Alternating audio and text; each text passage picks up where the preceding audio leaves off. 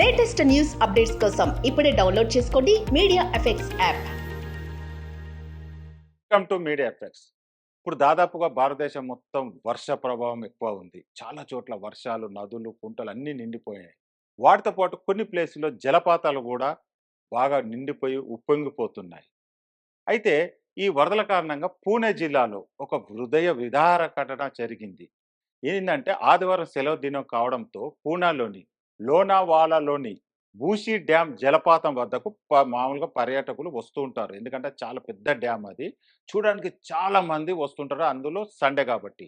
అనుకోకుండా ఒక కుటుంబము ఆ వరదలో చిక్కుకుంది. అందులో 30 ఇయర్స్ ఒక లేడీ, ఒక 13 ఇయర్స్ ఒక పాప, ముగ్గురు పిల్లలు. టోటల్‌గా నలుగురు. వాళ్ళు ఎలా చిక్కగారో ఏంటో తెలియదు గానీ, ఆ వీడియో మాత్రం ఫుల్లుగా వైరల్ అవుతుంది.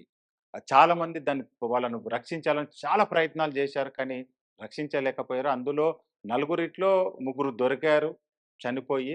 ఇంకొకరి కోసము వెతుకుతున్నారు. ఫ్రెండ్స్, మీరు కూడా మీ ఫ్యామిలీతోని బయటికెళ్ళినప్పుడు చాలా జాగ్రత్తగుండాలి. అందులో ఈ వాటర్ సంబంధించిన వాటిలో చాలా జాగ్రత్తగుండాలి. ఎందుకంటే ఒక 10 ఇయర్స్ బ్యాక్ గూడా మన బాచుపల్లిలో ఉన్న ఒక ఇంజినీరింగ్ కాలేజ్ వీఎన్ఆర్ విజ్ఞాన జ్యోతి కాలేజ్ నుండి ఒక గ్రూప్ ఎలక్ట్రానిక్స్ గ్రూప్ వాళ్ళు ఇలానే టూర్‌కెళ్లారు. అది గూడా పూనాలో జరిగింది. వాళ్ళు సడెన్‌గా డ్యామ్ గేట్స్ ఓపెన్ జేయడం వల్ల ఆ వాటర్ ఫ్లోతోని దాదాపు 23 మెంబర్ స్టూడెంట్స్ చనిపోయారు. ఎందుకంటే ఇలాంటి అన్‌ఎక్స్‌పెక్టెడ్‌గా ఇన్సిడెంట్స్ జరుగుతుంటాయి. మీరు వాటర్ దగ్గరికెళ్ళినప్పుడు మీరు చాలా జాగ్రత్తగుండాలి.